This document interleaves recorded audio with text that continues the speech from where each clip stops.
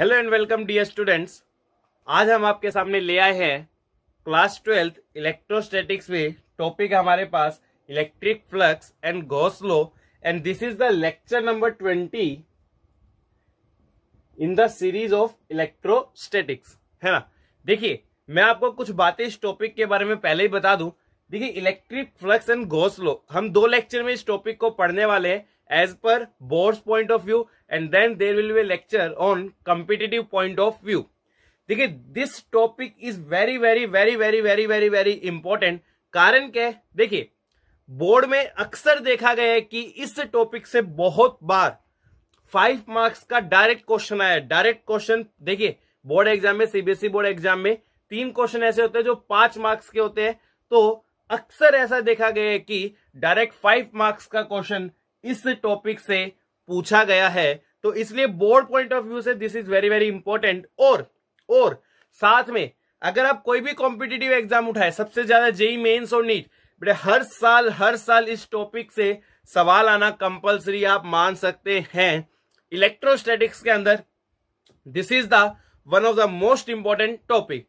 Okay, video शुरू करने से पहले मैं आपको बता दूं, जेईई मेंस के लिए आप कैसे ज्यादा से ज्यादा स्कोर करें, इसके लिए भी हमारे एक्सपर्ट्स ने एक वीडियो बनाई है। आप उस वीडियो को जरूर देखिए। जेईई मेंस एस्पिरेंट्स के लिए वो वीडियो बहुत ही फायदेमंद साबित होगी, ये मैं आपको गारंटी दे सकता हूं। साथ में अगर आपने हमारे चैनल को सब्सक्राइब नहीं किया है तो सब्सक्राइब कीजिए, नोटिफिकेशन बेल ऑन कीजिए ताकि आप हमारे सारे वीडियोस के नोटिफिकेशन देख सके। साथ में अगर आपको वीडियो पसंद आए तो लाइक कीजिए और उस पर कमेंट कीजिए। चलिए, now we are going to start our topic, that is the electric flux and Gauss law।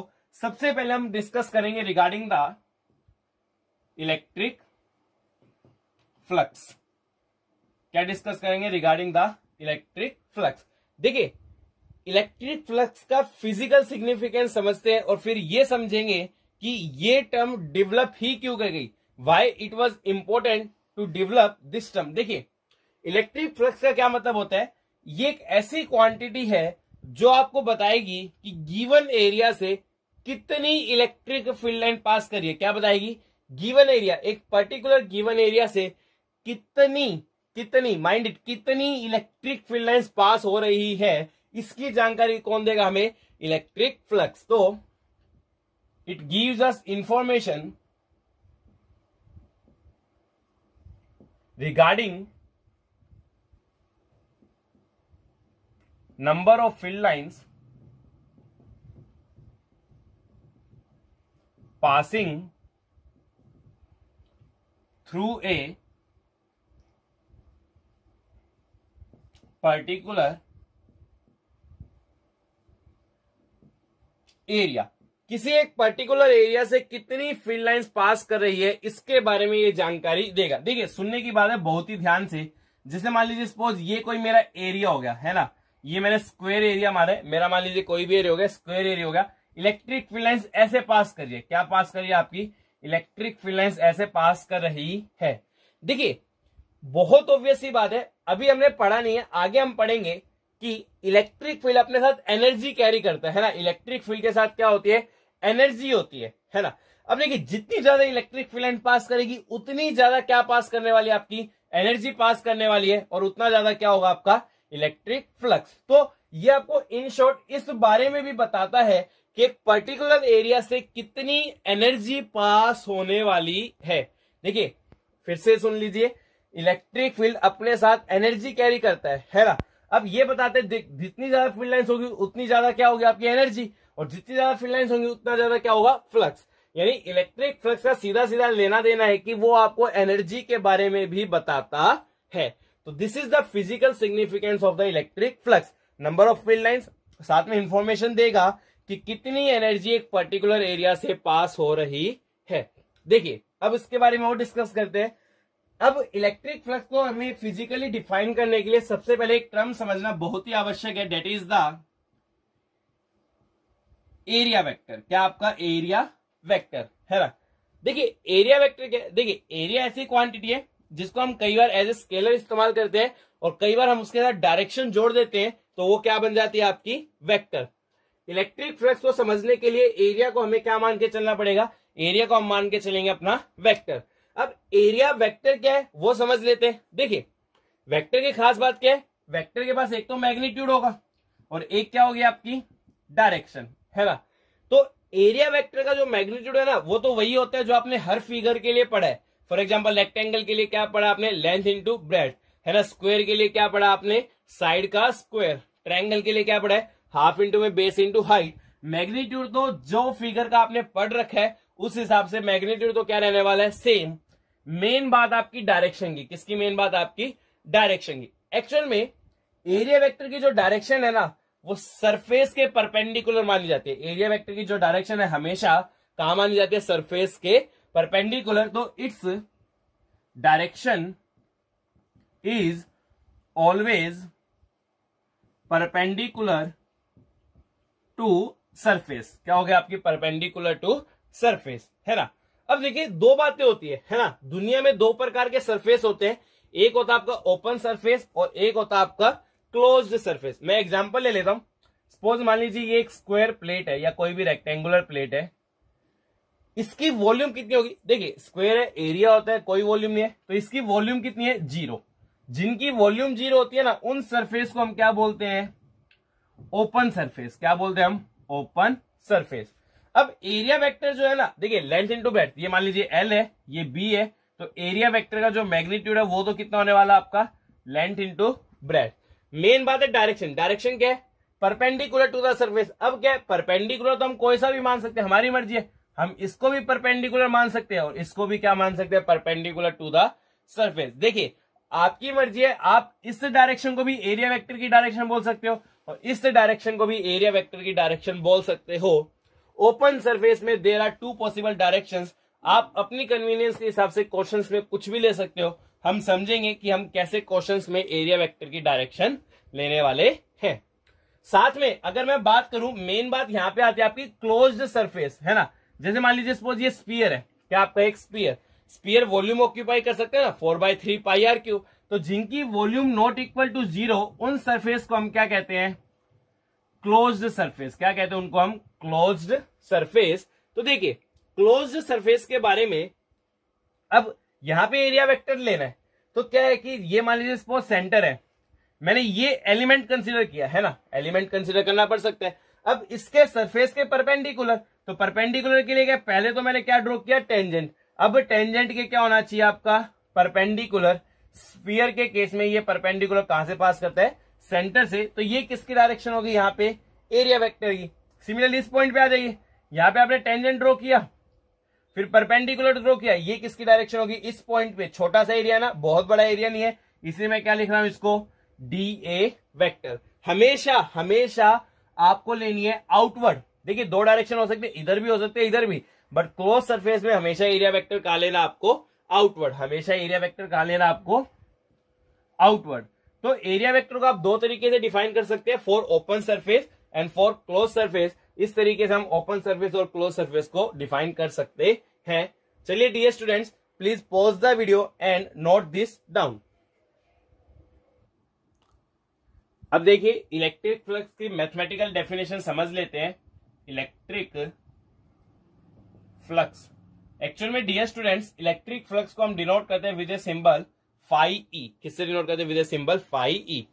ये आपको देखिए हम समझ चुके, बताता है कि कितनी फील्ड लाइंस पास कर रही है थ्रू ए पर्टिकुलर एरिया। अब देखते हैं इसका फॉर्मूला हम कैसे समझ सकते हैं, कैसे वो फॉर्मूला आया। देखिए मैंने मान लिया कि सपोज मेरे पास एक एरिया ये फिक्स्ड है, मैं यूनिफॉर्म फील्ड मान के चल रहा हूं। क्या मान के चल रहा हूं मैं, अभी एज्यूम करके चल रहा हूं कि मेरे पास कैसा फील्ड है भाई, मेरे पास है यूनिफॉर्म फील्ड। चलिए भाई बहुत बढ़िया, ये हमारा सरफेस था, एरिया मान लीजिए मैंने फिक्स कर रखा था आपका 1 मीटर स्क्वायर। क्या फिक्स कर रखा था, 1 मीटर स्क्वायर। एक पर्टिकुलर इलेक्ट्रिक फील्ड था, यहां से पास हो रहा है ना। इस सरफेस से कितनी लाइंस पास हुई है, अगर हम कैलकुलेट करें तो 5 लाइंस पास हुई है ना।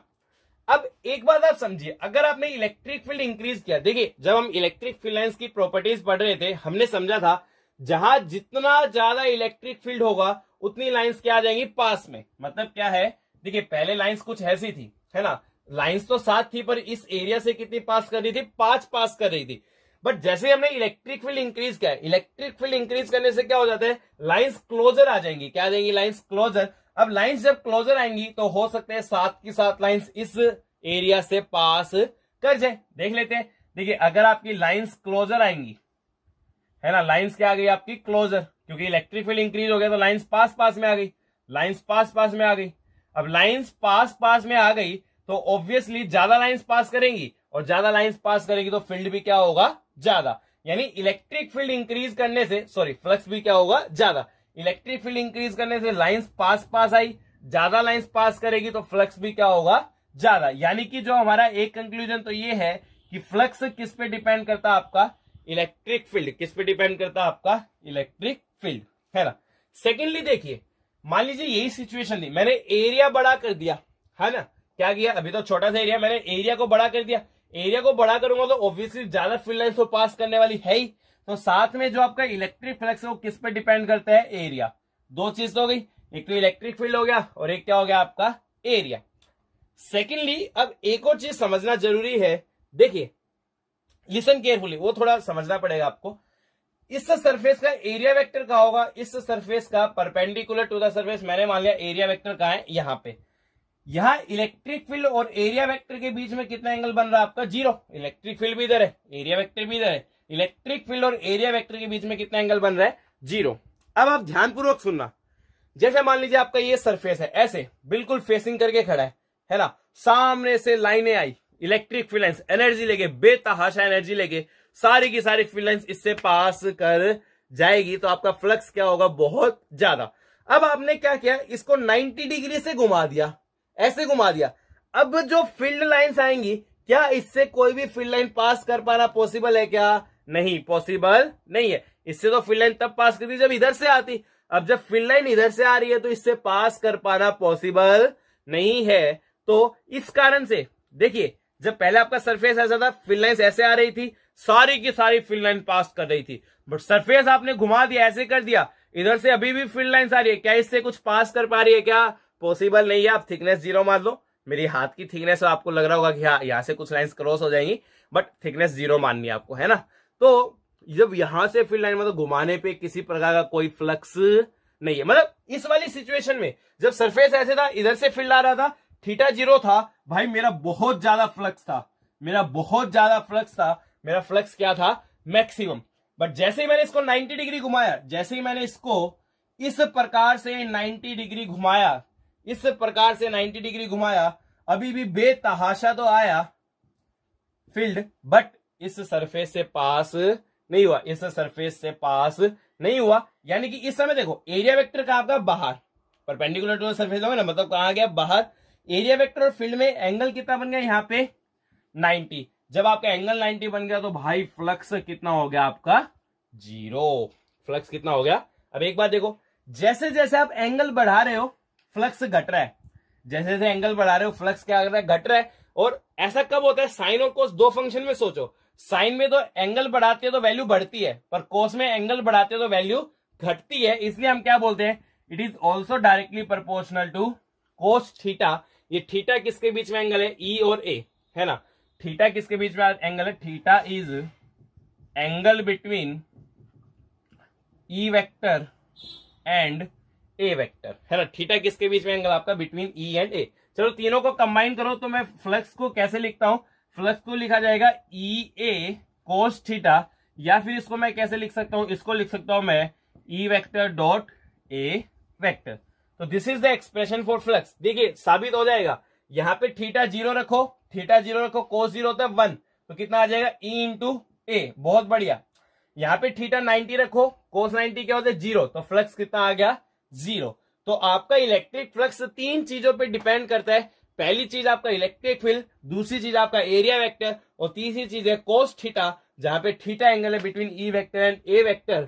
डियर स्टूडेंट्स, ये सारी चर्चा कब हो रही है, जब फील्ड कैसे माना गया, आपका यूनिफॉर्म फील्ड माना गया हो।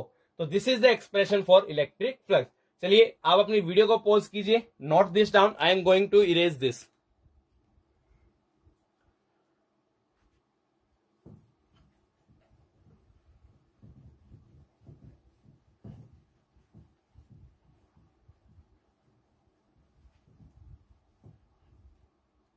तो अगर आपका यूनिफॉर्म फील्ड हुआ तो हमने फ्लक्स की डेफिनेशन देख ली कि इलेक्ट्रिक फ्लक्स क्या होता है आपका, ई वेक्टर डॉट ए वेक्टर, है ना। अब देखिए इसमें कुछ बातें और कर लेते हैं, कैसी क्वांटिटी है। तो देखिए सबसे पहले स्केलर क्वांटिटी के वेक्टर, देखिए जिन क्वांटिटीज का डॉट प्रोडक्ट होता है हमेशा वो कैसी क्वांटिटी होती है, स्केलर क्वांटिटी। तो ये क्वांटिटी कैसे होने वाली है आपकी, स्केलर,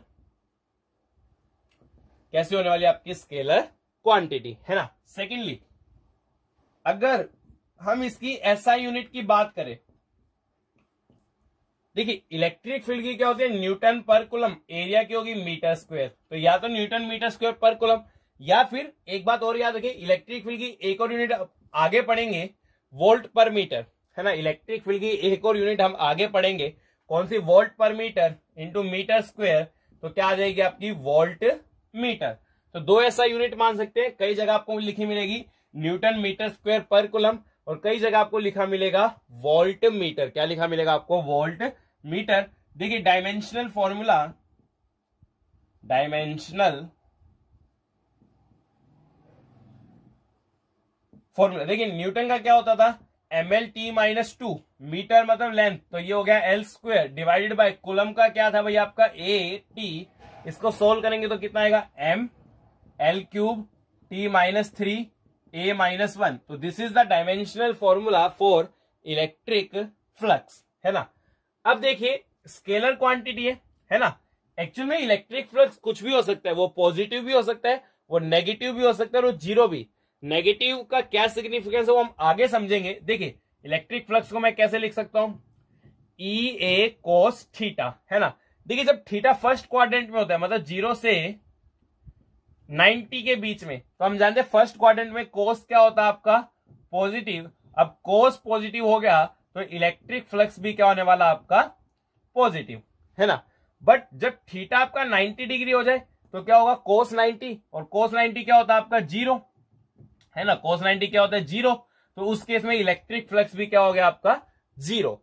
और जब आपका थीटा सेकंड क्वाड्रेंट में, मतलब 90 डिग्री से लेके 180 डिग्री के बीच में, तो सेकंड क्वाड्रेंट में कोस क्या होता है आपका, कोस होता है आपका negative.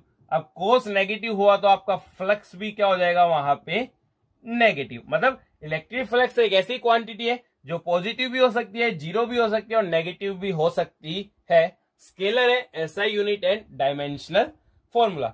Okay dear students, please pause the video and note this down, है ना। देखिए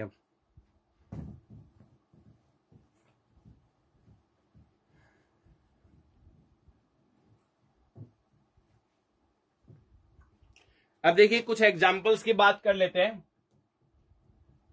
सबसे पहला एग्जांपल सुनिए। मान लीजिए, देखिए मैंने आपको ये बात बोल दी कि किसी रीजन में जो इलेक्ट्रिक फील्ड है वो आपका 20 न्यूटन पर कूलम, और एक मेरे पास स्क्वायर एरिया, कोई भी एरिया, प्लेनर एरिया है, having area 20 metre square, planar area, है ना। अब आपको है ना कई बार कंफ्यूज किया जाता है ना। आपको पूछा जाएगा बताओ फ्लक्स कितना है, क्या पूछा जाएगा, बताओ फ्लक्स कितना है। If electric field makes an angle 60 degree with normal to surface, ये बोला जाएगा सवालों में।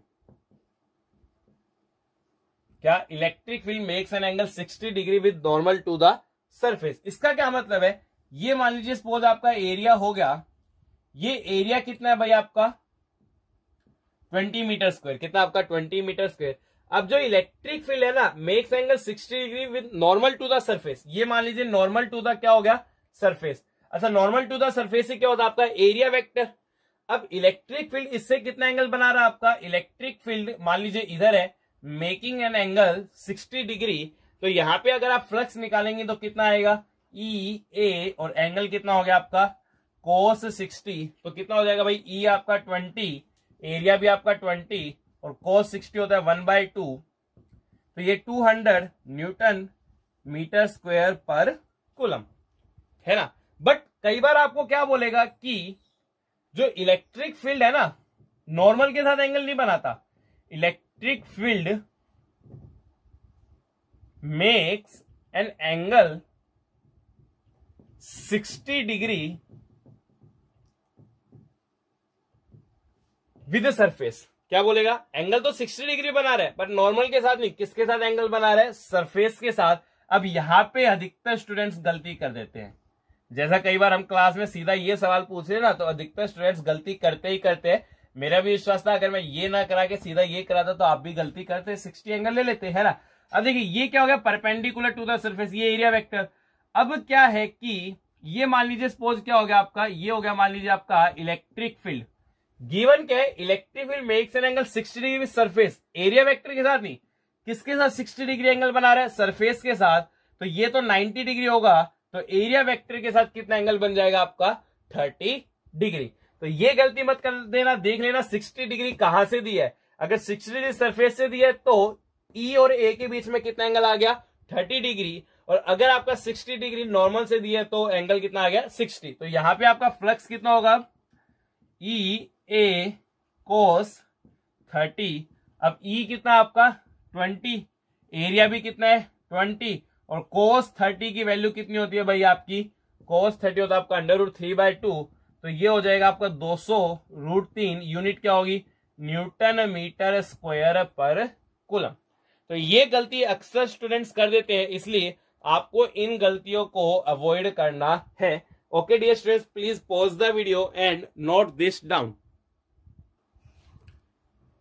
देखिए डियर स्टूडेंट्स, नेक्स्ट क्वेश्चन आपकी स्क्रीन पर है। एक बार अपनी वीडियो को पॉज जरूर कीजिए एंड ट्राई टू सोल्व खुद से करने की कोशिश कीजिए ऑन योर ओन। चलिए वीडियो पॉज कीजिए और कोशिश कीजिए। मेरे को आशा है कि आप सबने कोशिश जरूर की होगी, कोशिश करने वालों की हार नहीं होती है। देखिए सवाल क्या कहता है, बड़ा आसान है। The electric field in a region is given by this, है ना, विद ई नोट दिस। आपका जो इलेक्ट्रिक फील्ड है वो कितना गिवन आपको? 3/5 E naught i cap plus 4/5 E naught j cap. E naught की वैल्यू आपको गिवन है। Find flux of this field through rectangular surface, जिसका एरिया कितना है? 0.2 metre square, parallel to YZ plane. क्या आपका? Parallel to YZ plane. मतलब जो आपका रेक्टेंगुलर सरफेस है ना, वाईजेड प्लेन के क्या है? पैरेलल है। तो देखिए अगर हम डायग्राम बनाना चाहें, ये मान लीजिए अपना एक्स एक्सिस हो गया, ये अपना वाई एक्सिस हो गया, और ये मान लीजिए जेड एक्सिस। देखिए ये प्लेन आपका वाईजेड प्लेन है। कौन सा प्लेन आपका? YZ plane. अब जो रेक्टेंगुलर सरफेस है that is parallel to YZ plane. अब पैरेलल टू वाईजेड प्लेन हम कैसे बना सकते हैं? देखिए इस प्रकार से, ये ही सरफेस क्या होगा आपका? Parallel to YZ plane. देखिए ये जेड है तो ये जेड के पैरेलल, ये वाई है तो ये वाली साइड वाई के पैरेलल। तो this surface is coming to parallel to YZ plane. अब देखिए इसका एरिया वेक्टर निकालना है। Area vector perpendicular to the surface, तो ये आ गया आपका एरिया वेक्टर। किस डायरेक्शन के अलोंग आया? Along the X axis. तो यहां पे मैं एरिया वेक्टर को क्या लिख सकता हूं? एरिया वेक्टर कितना है भाई? एरिया आपका 0.2 मीटर स्क्वायर है, बट एक्स एक्सिस के अलोंग, एक्स एक्सिस के अलोंग मतलब मेरे को क्या इस्तेमाल करना पड़ेगा? आई कैप इस्तेमाल करना पड़ेगा। देखिए डियर स्टूडेंट्स, एक बात याद रखना, यहां आपने बड़ी आसानी से एरिया वेक्टर निकाल दिया, बट अगर कॉम्प्लिकेटेड शेप होगी या कॉम्प्लिकेटेड ओरिएंटेशन होगा तो एरिया वेक्टर निकालना काफी मुश्किल हो सकता है। उन केसेस में एरिया वेक्टर कैसे निकालेंगे वो भी मैं आपको अगले एग्जांपल्स में सिखाने वाला हूं। यहां तो आपने एरिया वेक्टर बड़े आसानी से निकाल लिया, पर इतना आसान नहीं होता कई बार। तो एरिया वेक्टर कितना आ गया आपका? 0.2 आई कैप। एरिया वेक्टर कितना आ गया भाई? 0.2 आई कैप। अब फ्लक्स का फॉर्मूला क्या है? डॉट प्रोडक्ट इस्तेमाल कर रहे हैं। क्या इस्तेमाल कर रहे हैं? Dot product, E dot A. अब आपको ई डॉट ए आना चाहिए। देखिए जब भी आप दो क्वांटिटी का डॉट प्रोडक्ट करो, मैं एग्जांपल दे देता हूं। सपोज आपके पास क्वांटिटी कोई है, मान लीजिए ए वेक्टर क्या आपके पास? x1 आई कैप प्लस y1 जे कैप प्लस z1 के कैप। और मान लीजिए आपके पास बी वेक्टर है सिमिलरली x2 आई कैप प्लस y2 जे कैप प्लस z2 के कैप। ये दो वेक्टर है। अगर आपको डॉट प्रोडक्ट करना है ए डॉट बी, तो तरीका क्या होता है? आप x वाले की x से मल्टीप्लाई कीजिए, मतलब आई कंपोनेंट इन दोनों के आपस में मल्टीप्लाई कीजिए, तो x1 x2 प्लस जे और जे कंपोनेंट के आपस में मल्टीप्लाई कीजिए, y1 y2 है तो क्या आ जाएगा? y1 y2 प्लस के कंपोनेंट और के कंपोनेंट के आपस में मल्टीप्लाई कीजिए तो क्या आ जाएगा? z1 z2। तो ये कितना आ गया भाई आपका? x1 x2 plus y1 y2 plus z1 z2। Same काम आपको यहां करना है भाई। यहाँ पे तो केवल आई है, तो आई वाले के आई से मल्टीप्लाई कर दो, 3/5 इंटू में 0.2 इंटू में ई नोट। चलो सोल्व करते हैं। 3/5 0.2 ई नोट की वैल्यू कितनी है भाई आपकी 2 इंटू में 10 की पावर 3। सोल्व करेंगे तो कितना आएगा 2 दूनी 4, ये 1200 बटे 5, तो ये आ गया आपका 240। 240 यूनिट क्या होगी, यूनिट हम सभी जानते हैं न्यूटन मीटर स्क्वायर पर कूलम। तो this was a very simple question जहां पे आपने एरिया वेक्टर आसानी से निकाल लिया। हम ऐसे क्वेश्चंस भी करेंगे कि एरिया वेक्टर निकालना मुश्किल हो जाएगा, जो कि नेक्स्ट है, वहां पे आपको स्पेसिफिक मेथड अप्लाई करना पड़ेगा to find the area vector. Okay dear students, please pause the video and note this down. चलिए डियर स्टूडेंट्स, नेक्स्ट क्वेश्चन आपकी स्क्रीन पर है, ये मैं ही समझाता हूं। देखिए यहां पे वो आएगा कि एरिया वेक्टर निकालने के लिए आपको स्पेसिफिक प्रोसीजर अप्लाई करना पड़ेगा, वो मैं आपको समझा रहा हूं। देखिए, consider a triangular area with vertices. Vertices कहां कहां है, एक 2,0,0, एक 0,10 एंड एक 0,01। Region of uniform electric field में रखे 3 इंटू में 10 की power 3 I cap. Find flux through this area. देखिए सुनिए, सबसे पहले हम फिगर ड्रॉ कर लेते हैं। ये हमारा एक्स एक्सिस हो गया, ये हमारा वाई एक्सिस हो गया, और ये हमारा जेड एक्सिस हो गया, है ना। वर्टिसेस देखिए, एक तो 2,0,0 कहां पे 2,0 और 0 उसका भाई 0,10 वाई एक्सिस पे कहां पे है 0,10, और जेड एक्सिस पे क्या आपका 0,0,1, है ना। इनको ज्वाइन कीजिए तो आपका एक ट्रायंगल बन रहा है। ये क्या बन गया भाई आपका, सिंपल फिगर है, कॉम्प्लिकेटेड है, कॉम्प्लिकेटेड है। एरिया वेक्टर यहां कहीं आएगा, ऐसी डायरेक्शन निकालना तो लगभग हमारे लिए क्या हो जाएगा, इम्पॉसिबल। तो हमें यहां पे एरिया वेक्टर निकालना सीखना पड़ेगा। देखिए मैंने कुछ पॉइंट्स मान ली, सपोज ये पॉइंट आपका ए, ये पॉइंट है बी, और ये पॉइंट आपका C. Now listen to me very very very carefully. देखिए अगर आपके पास कॉम्प्लिकेटेड फिगर है तो एरिया कैसे निकालेंगे। फॉर एग्जाम्पल मान लीजिए रेक्टेंगल है ना। रेक्टेंगल को इधर जो वेक्टर है ना उसको हमने रिप्रेजेंट किया ए वेक्टर से, इधर जो वेक्टर उसको रिप्रेजेंट किया बी से, है ना। तो अगर आपको इसका एरिया वेक्टर निकालना है, क्या निकालना है, एरिया वेक्टर। आपने वेक्टर्स में पढ़ा भी है कैसे निकालते हैं, हाफ ए क्रॉस बी। जो दो एडजेसेंट साइड्स का क्रॉस प्रोडक्ट कीजिए और 2 से डिवाइड कर दीजिए तो आपको क्या मिल जाएगा वहां पे उसका एरिया वेक्टर। अगर मान लीजिए सपोज मैंने इसको सी भी माना तो मैं इस एरिया वेक्टर को ऐसे भी लिख सकता था, हाफ, ये दोनों एडजेसेंट्स मैंने कंसीडर की तो बी क्रॉस सी हाफ। अगर मैं इन दोनों एडजेसेंट्स को कंसीडर करूं तो क्या लिख सकता हूं मैं, सी क्रॉस ए। ठीक है, तो जो आपका एरिया वेक्टर है कैसे निकाल सकते हैं, हाफ और किन्हीं भी दो एडजेसेंट साइड्स का क्या कीजिए, क्रॉस प्रोडक्ट। सिमिलरली कई बार पैरेललोग्राम क्वेश्चन में दिया जाता है। एक बार आईआईटी ने भी पूछा था, जेईई एडवांस, आई गेस 2017 या 18 में ही था, रिसेंट में ही था। अगर आपको पैरेललोग्राम दिया जाए, ये मान लीजिए सपोज आपका ए वेक्टर है और ये मान लीजिए आपका बी वेक्टर है, तो इसका एरिया वेक्टर कैसे निकालेंगे, हाफ हटा देना है, आप क्या लिखेंगे, ए क्रॉस बी। क्या लिखेंगे आप, ए क्रॉस बी। तो ट्रायंगल का एरिया हम इस प्रकार से निकाल सकते हैं और पैरेललोग्राम का एरिया हम इस प्रकार से निकाल सकते हैं। डियर स्टूडेंट्स, आप इसको नोट कर लीजिए because I am going to erase this.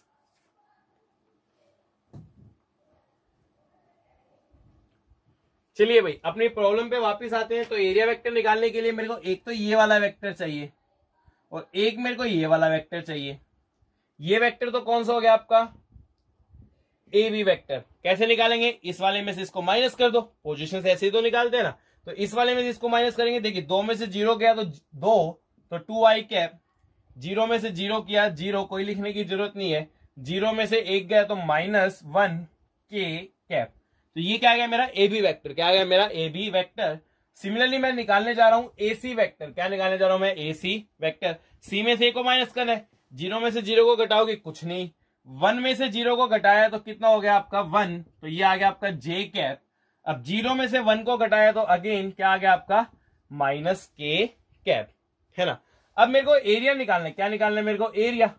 Half क्या करेंगे, A B cross A C. Magnitude लगाने की जरूरत नहीं है यहाँ पे, ए बी क्रॉस ए सी। चलिए हाफ। अब ए बी क्रॉस ए सी कैसे सोल्व करेंगे यार, ये भी दिक्कत है। तो इसको हम सोल्व करते हैं with the help of determinant. Determinant की पहली लाइन क्या लिखते हैं, आई जे एंड के, है ना। ए बी, देखिए आई कंपोनेंट कितना है इसका 2, जे कंपोनेंट 0 और के कंपोनेंट कितना है इसका -1। ए सी, आई कंपोनेंट कितना है 0, जे कंपोनेंट कितना है 1 और के कंपोनेंट कितना है इसका -1। अब सोल्व कैसे करते हैं, हाफ, ठीक है, बहुत बढ़िया। इसको पहली टर्म को हमने प्लस माना, दूसरी टर्म को माइनस और तीसरी टर्म को प्लस, तो पहली टर्म लीजिए क्या आएगा, आई कैप, है ना। अब इसकी जो रो और कॉलम उसको छुपा लो और उनकी क्रॉस मल्टीप्लाई करो, इसकी मल्टीप्लाई करेंगे तो 0 और माइनस इसकी मल्टीप्लाई करेंगे तो -1, ये कितना आ रहा है आपका +1, कितना आ रहा है आपका +1, है ना। देखिए अगेन, अब जिसको डिटरमिनेंट सोल्व नहीं करना आता तो प्लीज वेक्टर में 1 या 2 दिन में, मैं इस वीडियो की डेट के बाद 1 या 2 दिन में वीडियो अपलोड करने जा रहा हूं, या फिर मैथमेटिक्स में हमारी जो मैथमेटिक्स की सीरीज है डिटरमिनेंट्स, उसमें आप डिटरमिनेंट को सोल्व वहां करना सिखा दिया गया ऑलरेडी, तो आप उस वीडियो को देख सकते हो, डिटरमिनेंट कैसे सोल्व किया जाता है आप उसको सीख सकते हैं। डिटरमिनेंट 1 किसमें, डिटरमिनेंट 1 में आप ये सब कुछ देख सकते हैं, मैथमेटिक्स में ये हमने ऑलरेडी करवा रखा है, तो आप केवल डिटरमिनेंट्स देखिए, वो आपके काम की चीज है ना। तो ये हो गया आपका -j कैप, है ना। अब जे वालों को छुपा लो, क्रॉस मल्टीप्लाई करो, 2 इंटू में -1 कितना हो गया आपका -2 और ये क्या हो गया आपका 0। नेक्स्ट क्या आपका प्लस के कैप, तो के वालों को छुपा लो तो 2 इंटू में 1 कितना हो गया आपका 2 और बाकी तो 0 है। तो यहां से अगर हम सोल्व कर रहे हैं तो हमारा एरिया वेक्टर कितना आ गया भाई, देखिए, तो ये हो गया आपका 1/2 आई कैप, ये 2 को अंदर ले जाइए प्लस, तो ये हो गया प्लस जे कैप और इसको अंदर ले जाइए तो क्या हो गया आपका प्लस के कैप। तो ये क्या आ गया भाई अपना एरिया वेक्टर। अब इलेक्ट्रिक फील्ड कितना गिवन आपको, 3 इंटू में 10⁻³ आई कैप। अब तो आपको फ्लक्स निकालना है, तो E.A कीजिए, E.A करेंगे तो भाई रूल वही है, आई वाले की आई से मल्टीप्लाई, जे वाले की जे से मल्टीप्लाई और के वाले की के से। तो आई वाले की आई से मल्टीप्लाई किया तो कितना हो जाएगा, हाफ इंटू में 3 इंटू में 10⁻³, ये कितना आ गया आपका 1.5 इंटू में 10⁻³ यूनिट क्या आएगी, न्यूटन मीटर स्क्वायर पर कूलम। तो this is the electric flux through the given surface. Okay dear students, please pause the video and note this down. देखिए डियर स्टूडेंट्स, नेक्स्ट क्वेश्चन आपकी स्क्रीन पर है। ये क्वेश्चन पूछा गया CBSE board examination in the year 2018। सवाल क्या है, देखिए, द इलेक्ट्रिक फील्ड कंपोनेंट्स दे रखा है EX, देखिए वेरिएबल फील्ड आ गया, एक्स के साथ क्या कर रहा है आपका, चेंज कर रहा है ना। एक्स कम है तो फील्ड कम होगा, एक्स ज्यादा है तो फील्ड क्या होगा, ज्यादा, है ना। EY और EZ तो 0 है, इन विच अल्फा, चलो अल्फा की वैल्यू दे दी, consider cube shown, find flux, cube की साइड दे दी आपकी 0। टू बी केयरफुली, देखिए क्यूब के 6 सरफेस है वो आइडेंटिफाई कर लेते हैं, A B C D E F G और H, है ना। देखिए अगर आप सबसे पहले बात करेंगे, आपका जो इलेक्ट्रिक फील्ड है वो डायरेक्शन क्या है, एक्स कंपोनेंट है, उसकी डायरेक्शन केवल और केवल किसके अलोंग है, अलोंग द एक्स एक्सिस, किसके अलोंग है, अलोंग द एक्स एक्सिस, है ना। अब अगर मैं बात करूं surface A B G F, ये अपर सरफेस, इसका एरिया वेक्टर क्या होगा, perpendicular to the surface, perpendicular to the surface तो वाई एक्सिस के अलोंग हो गया, मतलब इसका जो एरिया वेक्टर है वो किसमें आपका जे कैप में, है ना, Y axis. But electric field किसमें आपका आई कैप में। जब डॉट प्रोडक्ट करोगे तो भाई आई वाले के आई से मल्टीप्लाई होते, यहाँ पे आई नहीं है, जे वाले की जे से होते, यहाँ जे नहीं है, तो ये कितना आ जाएगा 0, परपेंडिकुलर है ना भाई। यहाँ पे देखिए ये एरिया वेक्टर इधर है इसका, और इलेक्ट्रिक फील्ड कौन सी डायरेक्शन में, एक्स डायरेक्शन में। ई और ए के बीच में कितना एंगल बना आपका 90 डिग्री, 90 डिग्री एंगल बना, तो आपका ऑब्वियसली क्या आएगा, फ्लक्स इससे 0, है ना। सिमिलरली नीचे वाला फेस कंसिडर कीजिए DEHC, क्या कंसिडर किया मैंने, DEHC। अगेन एरिया वेक्टर नीचे, इलेक्ट्रिक फील्ड इधर, अगेन एंगल 90, तो फ्लक्स कितना हो गया उससे 0, बहुत बढ़िया। ये आगे वाला फेस कंसिडर कीजिए AFED, एरिया वेक्टर बाहर की तरफ, इधर की तरफ, K की तरफ, Z की तरफ, और इलेक्ट्रिक फील्ड एक्स में, एक्स और Z तो परपेंडिकुलर होते हैं, अगेन एंगल 90, तो फ्लक्स कितना हो जाएगा 0। तो अगर हम बात करें AFED, एरिया वेक्टर Z की तरफ, इलेक्ट्रिक फील्ड एक्स की तरफ, एक दूसरे के perpendicular, 90 degree angle, again flux क्या हो गया 0। पीछे वाले सरफेस की बात कीजिए, कौन सा, BG BGHC, किसकी बात करी मैंने, BGHC। पीछे वाले सरफेस का एरिया वेक्टर इधर, मतलब -z में, इलेक्ट्रिक फील्ड x में, अगेन परपेंडिकुलर, तो फाई कितना आ गया, 0, है ना। अब बात करते हैं ABCD, किसकी बात करते हैं हम, ABCD।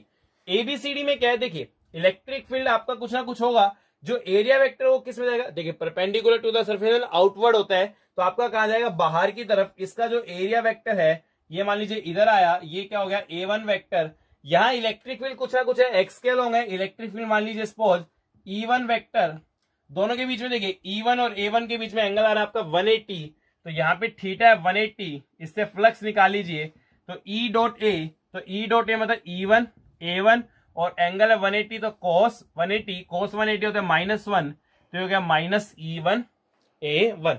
बेटे it is very important question, इस प्रकार के कई सवाल सीबीएसई बोर्ड में अक्सर पूछे जाते हैं। देखिए अब बात करते हैं, अब एक और जो सरफेस बचा है EFGH, किसकी बात करते हैं हम, EFGH। देखिए इसमें जो एरिया वेक्टर है आउटवर्ड, इधर आ गया आपका एरिया वेक्टर, और A2 मान लीजिए इसको, और इलेक्ट्रिक फील्ड भी कहा आपका इधर की तरफ ही है ना। अगेन दोनों के बीच में कितना एंगल बना, यहाँ पे 0 एंगल बना, तो फ्लक्स को क्या लिख सकता हूं मैं, E2 A2 cos 0 होता है आपका 1, तो कितना हो गया आपका E2 A2। देखिए चार सरफेस से फ्लक्स क्या आया, 0, एक सरफेस से कितना आया, -E1 A1, दूसरे सरफेस से कितना आया आपका E2 A2। अब फ्लक्स एक स्केलर क्वांटिटी है, आप सीधा ऐड कर सकते हो, तो यहां पे जो नेट फ्लक्स है, देखिए डियर स्टूडेंट्स, चलिए मैं इसको इरेज करने जा रहा हूं, आप वीडियो को पॉज करके इसको नोट कर लीजिए। I am going to erase this.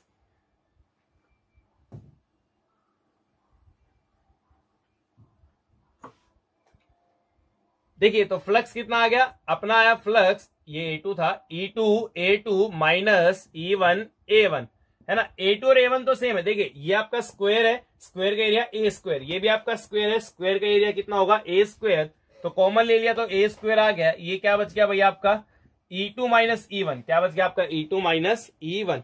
अब मेन बात है A स्क्वायर E2 कैसे निकालेंगे, देखिए E2 इस सरफेस पे इलेक्ट्रिक फील्ड है, इस सरफेस का एक्स कोऑर्डिनेट बताइए कितना, देखिए यहां तक डिस्टेंस हो गया A, और अगेन इस सरफेस तक कितना डिस्टेंस और हो गया आपका A। फिर से सुनिए, यहां तक का इस सरफेस तक का डिस्टेंस ABCD तक का A, और उसके बाद एडिशनल कितना हो गया A, तो इस सरफेस का एक्स कोऑर्डिनेट कितना है 2A, तो इससे हो जाएगा अल्फा 2A की पावर 1/2 माइनस E1। इस सरफेस की बात करते हैं E1, यहां तक का एक्स कोऑर्डिनेट कितना है भाई, यहां तक का एक्स कोऑर्डिनेट आपका A, तो यहां पे A पुट कीजिए, तो अल्फा A की पावर 1/2। अब सब गिवन है, आपको अल्फा और A रखना है, अल्फा गिवन आपको 800 और A कितना आपका 0.1। ऑन सब्स्टिट्यूशन का वैल्यूज मैं आपको आंसर बता देता हूं कितना आएगा। The answer is coming to be 1.05 newton metre square पर coulomb. Just substitute the values. तो इस प्रकार के सवाल कई बार पूछे जाते हैं। कई बार क्या होगा कि इस क्यूब की जगह आपको सिलेंडर दे दिया जाएगा, तो उसको हम अलग तरीके से सोल्व करेंगे। Okay dear students, please pause the video and note this down. देखिए dear students, next we are going to discuss electric flux in non uniform field. किसमें बात करेंगे हम, नॉन यूनिफॉर्म फील्ड। आपको ये ध्यान से सुनने की आवश्यकता है, क्योंकि गॉस लॉ की एक्सपेरिमेंटल वेरिफिकेशन या लॉजिकल वेरिफिकेशन मैं इसी सवाल में, इसी कॉन्सेप्ट में देने वाला हूं। तो listen to me very very carefully. Electric flux in non uniform field. किसमें, नॉन यूनिफॉर्म फील्ड। देखिए अगर आपका यूनिफॉर्म फील्ड है तो हम क्या कहते हैं, ई डॉट ए। क्या कहते थे, ई डॉट ए। याद रखिए जब कभी भी आपका नॉन यूनिफॉर्म फील्ड आएगा, you have to perform the integration. आपको क्या परफॉर्म करना पड़ेगा, इंटीग्रेशन। वहां पे हम क्या करते हैं, देखिए होगा क्या, मान लीजिए सपोज आपका कोई भी एक सरफेस है, ये मान लीजिए कोई भी आपका एक जनरल सा सरफेस है, ये कोई भी आपका एक सरफेस है ना। इलेक्ट्रिक फील्ड आपका नॉन यूनिफॉर्म है, तो आपको क्या करना है, सरफेस पे एक छोटू सा, क्या माना, एक छोटू सा एलिमेंट माना है। ये मान लीजिए छोटू सा एलिमेंट है, आपको बड़ा दिख रहा है, समझ में आया इसलिए बना है, वास्तव में छोटू सा है। तो देखिए इसका एरिया वेक्टर निकालिए, क्या होगा, परपेंडिकुलर टू द सरफेस, तो ये क्या हो गया इसका डीए वेक्टर। क्या हो गया इसका डीए वेक्टर। अच्छा यहां पे मान लीजिए इस एलिमेंट पे कुछ इलेक्ट्रिक फील्ड आपका ई वेक्टर, सच दैट दोनों के बीच में एंगल कितना बन रहा है, थीटा। अब इस केस में एंगल थीटा बना, अब छोटू सा एलिमेंट है तो फ्लक्स भी क्या होगा, वेरी वेरी स्मॉल। तो डी फाई को मैं कैसे लिखूंगा, यहाँ पे ई वेक्टर डॉट डी ए वेक्टर, कंप्लीट सरफेस से फ्लक्स निकालने के लिए मैं दोनों तरफ क्या कर दूंगा, इंटीग्रेट। ये तो आ जाएगा फाई किसके बराबर हो गया, इंटीग्रेशन ई डॉट डी ए, किसके बराबर हो गया, इंटीग्रेशन ई डॉट डी ए, है ना। अब देखिए कई बार क्या होगा ना, आपको कई बार ऐसा लिखा मिलेगा और कई बार ऐसा लिखा मिलेगा, है ना। आपको दोनों चीज मिल सकती है, कई बार ये गोला सा लिखा मिलेगा और कई बार ऐसा मिलेगा। एक्चुअल में क्या है, हमने पढ़ा है कि दो प्रकार के सरफेस होते हैं, open surface and close surface. जब कभी ओपन सरफेस आएगा तो हम इस प्रकार से लिखेंगे, और जब कभी क्लोज, ये क्या इंडिकेट कर आपका क्लोज सरफेस, तो जब कभी क्लोज सरफेस आएगा तो हम इस प्रकार से लिखने वाले हैं, इंटीग्रेशन ई डॉट डी ए। ओपन में ऐसे लिखेंगे और क्लोज सरफेस के लिए ऐसे लिखने वाले हैं। अब मान लीजिए एक सिंपल से एग्जांपल ले रहा हूं मैं इसमें। सपोज मेरे पास एक पॉइंट चार्ज है क्यू, क्या है, पॉइंट चार्ज क्यू, और मैंने इसको सेंटर मानते हुए एक स्पेरिकल सरफेस ड्रॉ किया। इसको सेंटर मानते हुए मैंने एक स्पेरिकल सरफेस ड्रॉ किया। स्पेरिकल सरफेस की रेडियस आप कुछ भी मान सकते हैं, मान लीजिए रेडियस हो गया आर। मैंने बोला कि बताओ इस स्पेरिकल सरफेस से कितना फ्लक्स होने वाला है, बताओ इस स्पेरिकल सरफेस से कितना फ्लक्स होने वाला है। तो listen to me very carefully. मैंने यहाँ पे एक एलिमेंट एज्यूम किया, क्या एज्यूम किया, मैंने यहाँ पे एक एलिमेंट एज्यूम किया। देखिए अगर मैं यहाँ पे जाऊं तो इसका जो एरिया वेक्टर वो कहाँ होगा, आपका बाहर की तरफ, डीए वेक्टर। और इलेक्ट्रिक फील्ड, एक पॉइंट चार्ज के कारण इलेक्ट्रिक फील्ड हमेशा कहाँ आता है, अवे, तो इधर ही क्या होगा आपका इलेक्ट्रिक फील्ड। मतलब इस पर्टिकुलर एलिमेंट के लिए ई और डीए में कितना एंगल बन गया आपका, 0। अब कोई भी एलिमेंट ले लीजिए, मान लीजिए सपोज एक एलिमेंट यहां लिया, एरिया वेक्टर इसका बाहर की तरफ, डीए वेक्टर, इलेक्ट्रिक फील्ड भी चार्ज है अवे, तो इलेक्ट्रिक फील्ड भी इधर की तरफ, अगेन कितना एंगल बन गया आपका, 0 एंगल। कितना एंगल बन गया, 0। मतलब हर एक एलिमेंट के लिए एंगल कितने बनने वाला है, 0। इसलिए मैं क्या लिख सकता हूं कि फाई, देखिए क्लोज सरफेस है ना, तो close surface E dot d ए, तो ई डॉट डी ए को क्या लिखा मैंने, ई डी ए, और उसमें एंगल कितना है, 0, तो कोस 0। अब कोस 0 तो आपका 1 होता है, तो ये क्या हो गया आपका ई डी ए। अच्छा ई की वैल्यू रख लो, ई की वैल्यू तो हमें पता है, at a distance R, E क्या लिख सकते हैं हम, 1/4 pi epsilon naught Q by R square, और ये क्या हो गया आपका डी ए, है ना। चलिए जो कॉन्स्टेंट से बाहर है ले लेते हैं, सब कॉन्स्टेंट ही है, Q/4 pi epsilon naught R square close integral D A. D A का इंटीग्रेशन मतलब कंप्लीट एरिया, और एक स्फीयर का एरिया कितना होता है भाई आपका 4 पाई आर स्क्वायर। इसे मैं फ्लक्स को क्या लिख सकता हूं, Q/4 pi epsilon naught R square close integral D A. ये पूरा का पूरा एरिया हो गया, कितना हो गया आपका 4 पाई आर स्क्वायर। ठीक है, 4 पाई ने 4 पाई को मार दिया, आर स्क्वायर ने आर स्क्वायर को मार दिया, तो आपका फ्लक्स कितना आ गया यहाँ पे, Q/एप्सिलॉन नॉट। कितना आ गया आपका फ्लक्स, Q/एप्सिलॉन नॉट, है ना। तो इस प्रकार से यहाँ पे फ्लक्स कितना है, Q/एप्सिलॉन नॉट। मैं आपको यहाँ पे एक बात और बता देता हूं, जो कि गॉस लॉ में भी हम पढ़ेंगे। देखिए जब आपका फील्ड बाहर जा रहा हो, सरफेस से फील्ड कहां जा रहा हो आपका बाहर की तरफ, तो फ्लक्स क्या आएगा आपका पॉजिटिव।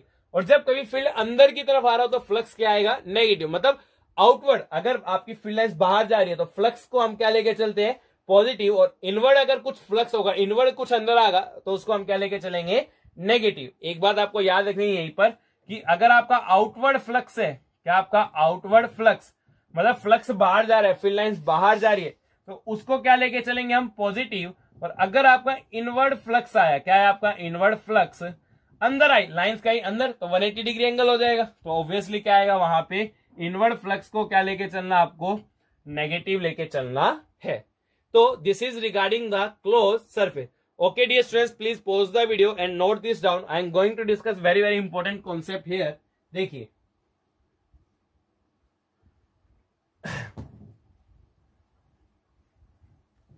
अब मेरे को एक बात समझ में आ रही है कि इस स्पेरिकल सरफेस से जो फ्लक्स है वो कितना है, Q/एप्सिलॉन नॉट।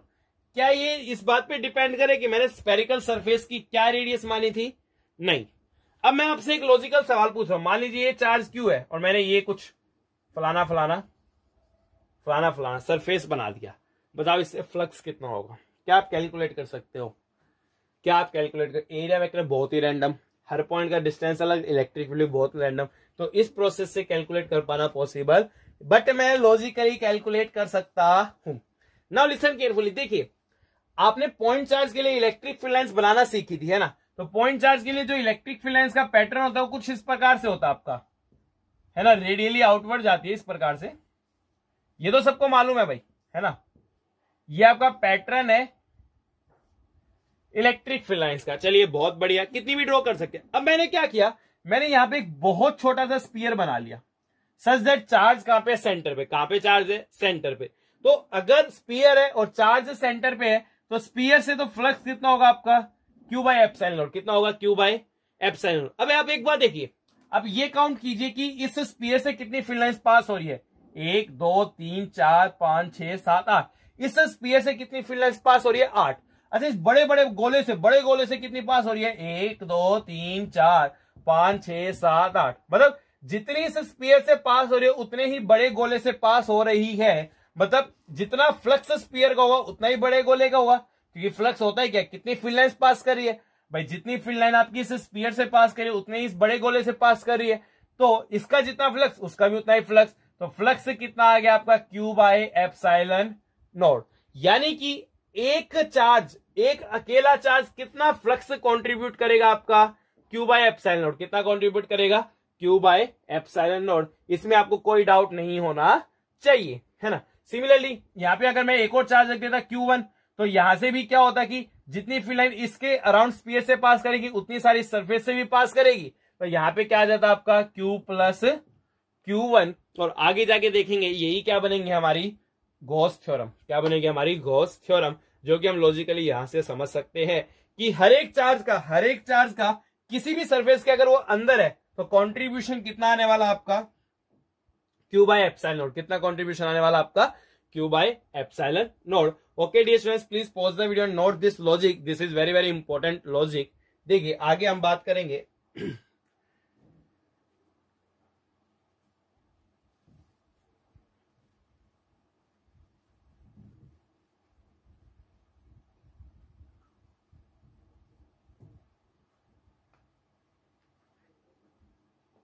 अब सपोज इसी लॉजिक पे मैं आपको एक और एग्जांपल दे देता हूं। जैसे मान लीजिए हमने हेमिस्फीयर मान लिया, ये इस प्रकार से क्या हमारा हेमिस्फीयर यहाँ पे है। हम इस प्रकार के बहुत सारे क्वेश्चन कर सकते हैं, वैसे उसमें कोई खास बात नहीं है।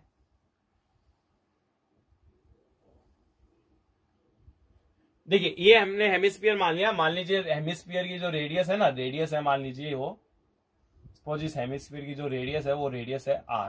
और इलेक्ट्रिक फील्ड ऐसे यूनिफॉर्म इलेक्ट्रिक फील्ड आपका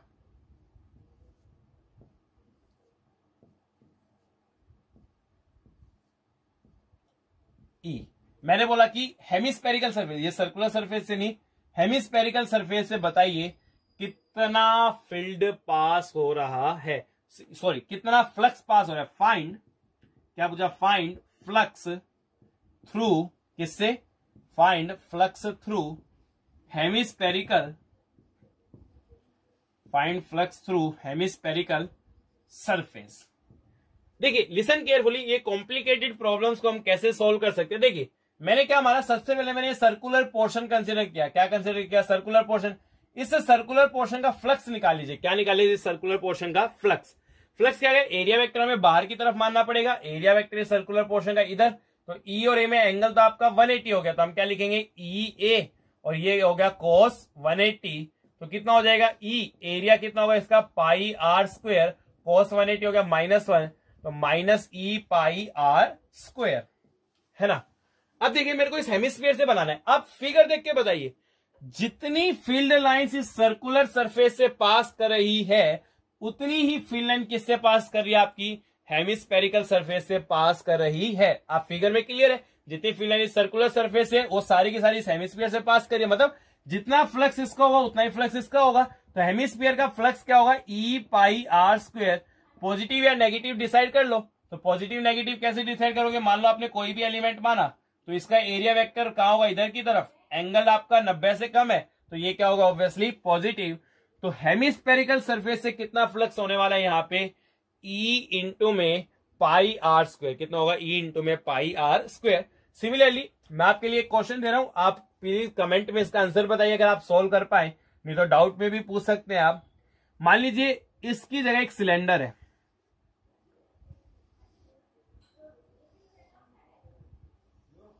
क्या एक सिलेंडर है, मैं आपको हिंट दे रहा हूं, वैसे मैं देना नहीं चाहता था बट फिर भी चलो कोई नहीं, बच्चे हैं।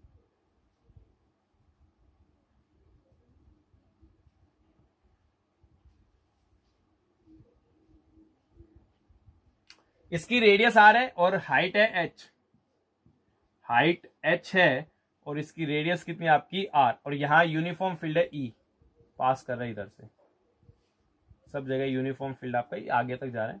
बना दो, लो तुम्हारा मन मान जाएगा। जो आपका हाफ सिलेंडर है, कौन सा आपका हाफ, इधर का हाफ, इससे कितना फ्लक्स होगा और इधर का हाफ, उससे कितना फ्लक्स होने वाला है, आपको ये बताना है। कमेंट में आप आंसर जरूर लिखिए कितना आएगा, कि इधर वाले हाफ से कितना फ्लक्स होगा और इधर वाले हाफ से कितना फ्लक्स आपका होने वाला है। कमेंट में आप आंसर लिख के हमें बता सकते हो।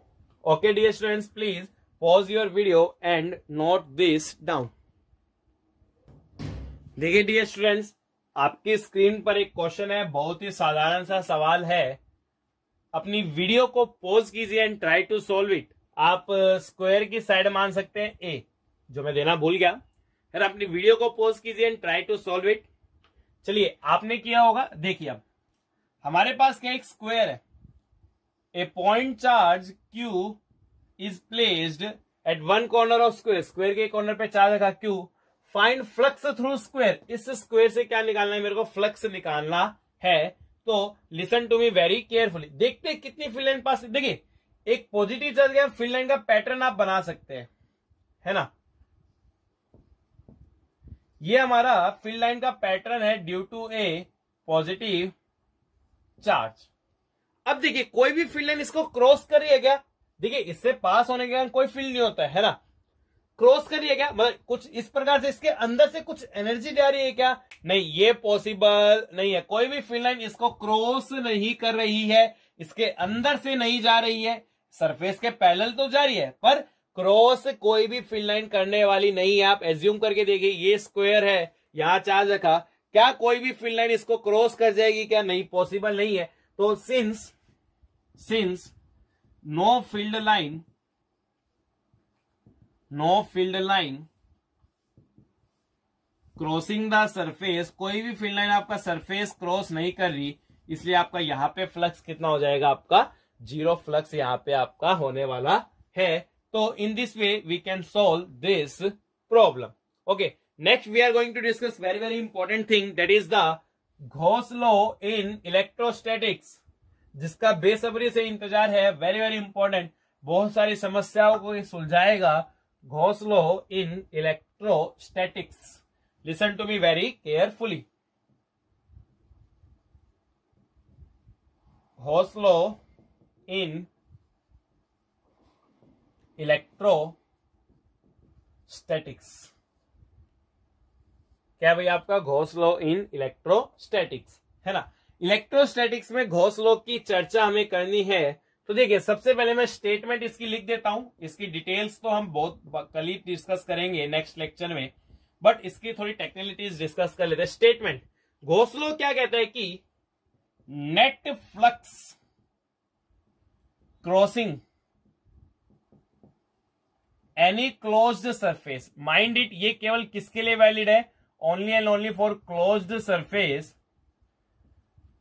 Net flux crossing any close surface is equal to 1/ε0 times charge enclosing the surface, charge enclosing the surface.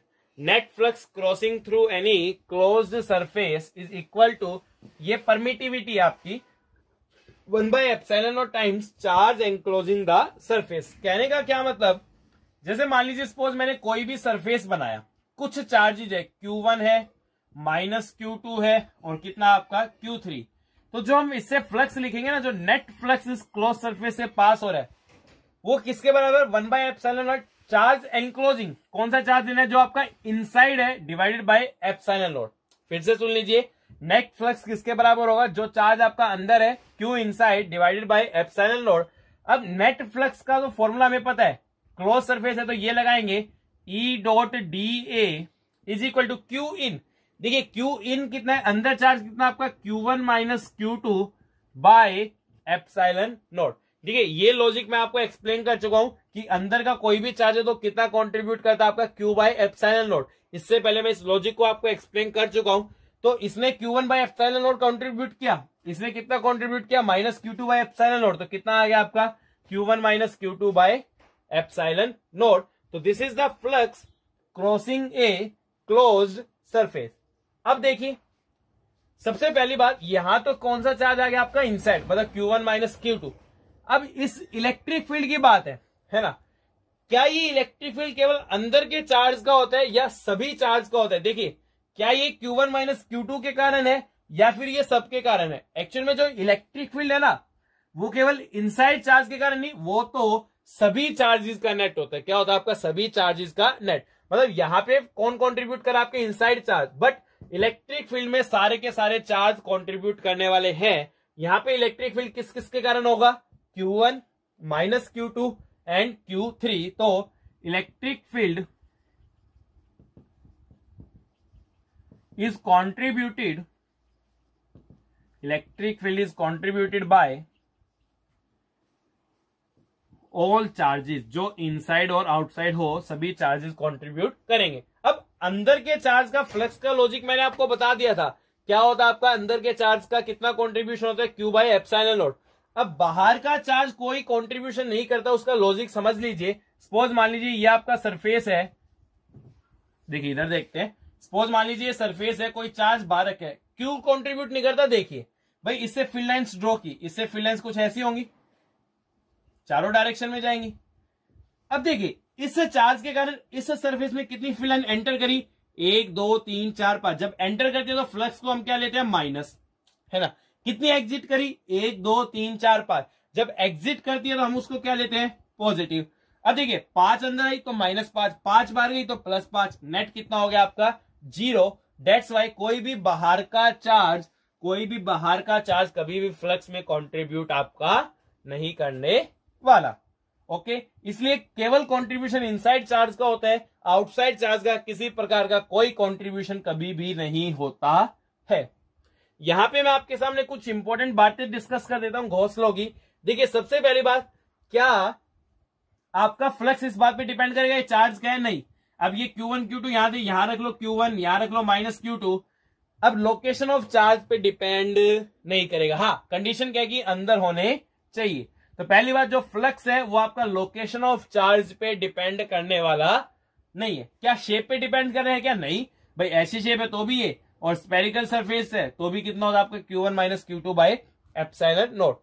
तो ये आपके जो आपका गॉसियन सरफेस है हमेशा क्या होगा, क्लोज सरफेस। जिस सरफेस पे हम गॉस लॉ लगाते हैं ना उसको हम क्या बोलते हैं यहाँ पे, गॉसियन सरफेस। गॉसियन सरफेस की शेप कैसी होगी उस पर भी ये डिपेंड बिल्कुल भी नहीं करता है। ओके डियर स्टूडेंट्स, चलिए एक बात और, अगर किसी सरफेस से फ्लक्स 0 है, क्या फ्लक्स है आपका 0, तो वहां पे इलेक्ट्रिक फील्ड 0 हो ये कोई जरूरी नहीं है। इलेक्ट्रिक फील्ड नॉन जीरो भी हो सकता है ना। फॉर एग्जांपल ये मान लो केवल ये यहाँ पे चार्ज रखे, क्या यहाँ पे फील्ड 0 है क्या, अरे नहीं भाई, KQ बाई आर स्क्वायर है। क्या यहाँ पे 0 है क्या, नहीं, KQ by R dash square है। कुछ ना कुछ फील्ड तो आएगा ना पॉजिटिव चार्ज का।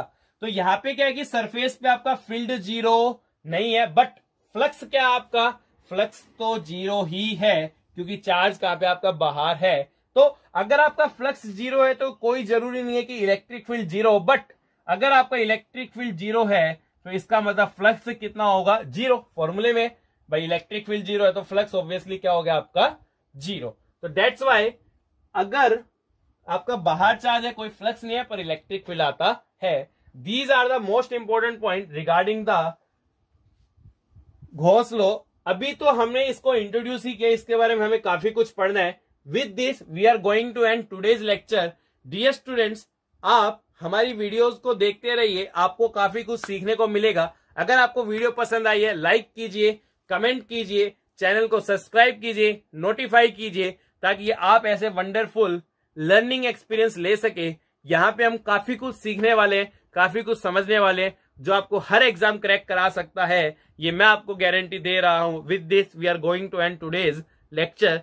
Thank you dear students.